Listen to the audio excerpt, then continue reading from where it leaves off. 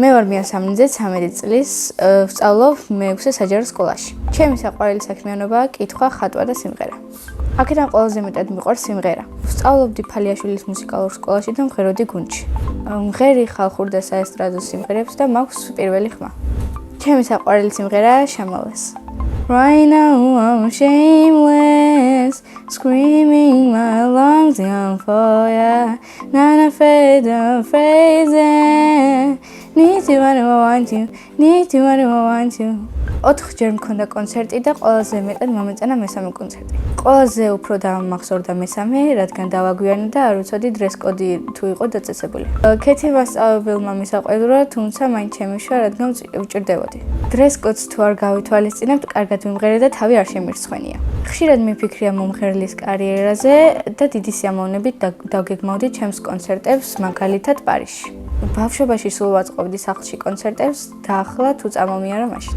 მე მყავს ძალიან კარგი თბილი და გამორჩეული ოჯახი. სახლში ვცხოვრობთ მე, დედა, მამა, ჩემი და ჩემი ძმა. მეტი და ძმა არ მინდა, რადგან ესენიც მყოფნიან ნერვების მომშლელებად. ჩემი და არის 8 წლის და ქვია ემილი. ის არის საყვარელი, კეთილი, ლამაზი და ჭკვიანი. რომ გაიზრდება, ალბათ გამოვა ექიმი. ძმა არის 6 წლის და ქვია გიორგი.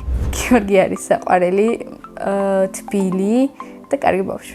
მამიკო არის მზრუნველი, ოჯახის კაცი და ადამიანური. დედიკო არის ლამაზი, საუკეთესო და განათლებული. არის სამაგალითო ადამიანი და ძალიან მინდა დავემსგავსო მას. მე ასევე მიყვარს კითხვა და ეს ერთ-ერთი ჩემი გამორჩეული ჰობია. წიგნის კითხვა შემაყვარა თვითონ წიგნმა.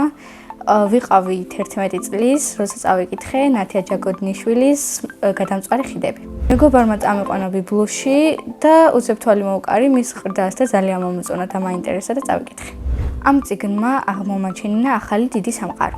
ჩემი საყვარელი წიგნია ამავე ავტორის შეცდომა. ის არის ძალიან კარგად წასაკითხი და საინტერესო რომანი. ისე შემიყვარდა კითხვა, რომ უკვე რამდენიმე თვეა ვწერ დეტექტიურ რომანს.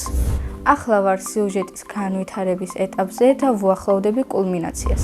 დიდი ალბათობით ამ რომანს დავბეჭდავ წიგნად და ჩემი სპონსორი იქნება დედა. ჩვენს ოჯახში ხელოვნება არის ძალიან დაფასებული და გვიყვარს ხატვა, კითხვა და სიმღერა. მე მგონი ხატვის სიყვარული შვილებს გვაქვს მამისგან. ყველაზე ხშირად ვხატავ შემოდგომის პეიზაჟს.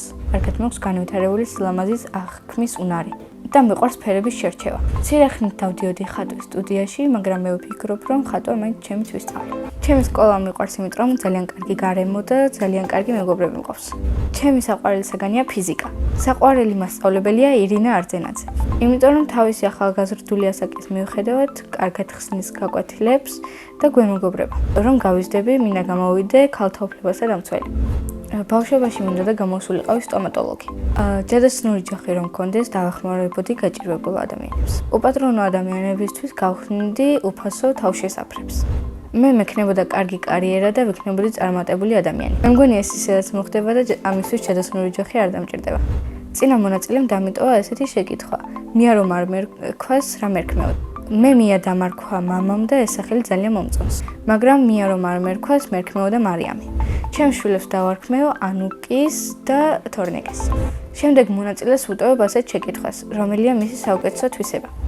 მაგალითად, მე ჩემი საუკეთესო თვისება მგონია სიკეთის კეთების სურვილი. ჩემს ცხოვრებაში ყველაზე დიდი მოვლენა იყო ჩემი ძმის დაბადება. ჩემი ოცნების საჩუქარია გრამაფონი.